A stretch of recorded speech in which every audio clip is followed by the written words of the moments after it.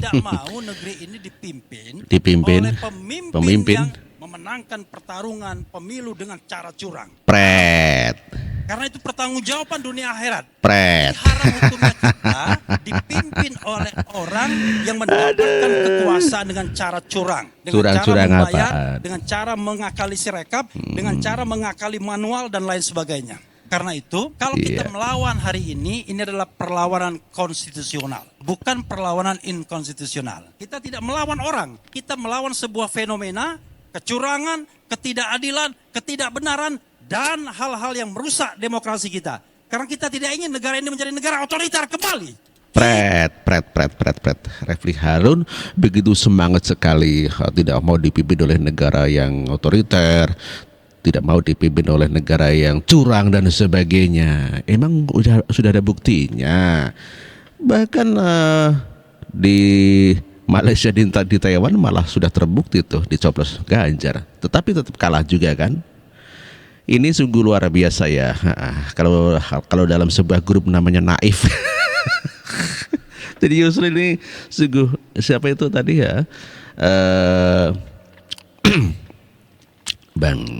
Siapa? Refli Harun. Iya, ini sok banget ini ya. Pret lah kalau menurut saya, itu pret apaan sih.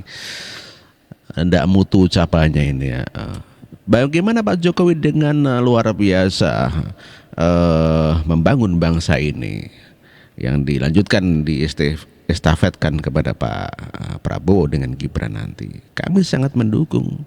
Bukti nyatanya ya 58%. Terus yang didukung Refli Harun, Pak Anies, ya cuma dapat berapa? 25%. Bahkan yang sekarang yang mengajukan hak angket cuma 17%. Waduh, gitu kok sok-sokan banget sih. Kebenaran dan hal-hal yang merusak demokrasi kita. Karena kita tidak ingin negara ini menjadi negara otoriter kembali. Kita tidak ingin negara ini seperti negara Orde Baru. Karena itulah kita butuh perlawanan agar demokrasi kita tetap tegak. Sekiranya ya, Refli Harun memang keluar seperti itu ya, karena dia tidak dipakai dulu kan komisaris di BUMN ya. Kemudian dia tidak dipakai menjadi menteri ataupun jadi apa, sehingga dia sakit hati lah, sama seperti Pak Anies Baswedan yang dipecat dari menteri ya, karena hasil kerjanya tidak bisa bekerja lah, tidak ada hasilnya ya. Menjadi gubernur aja 5 tahun, fenomenal apa, pembangunan fenomenal apa yang dikerjakan Ahok. Luar biasa. Kita dengar daripada Pak Yusril ya. Wacana angket ini datang dari Pak Deddy Sitorus. Terjadi kehebohan dan gonjang-ganjing yang berkepanjangan. Karena beliau mengatakan bahwa kita bukan mau mempersoalkan hasil dari pemilu, khususnya Pilpres, tapi kita ingin meneropong pelaksanaan pemilu ini untuk kita tahu di mana kekurangan, kelemahan dan kesalahannya. Lalu kita melakukan perbaikan untuk masa depan.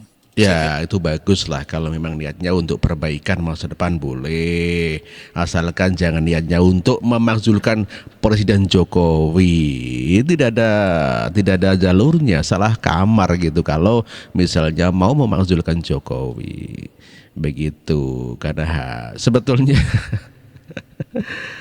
KPU itu sebetulnya tidak bisa diangket gitu ya, penyelidikan begitu ya.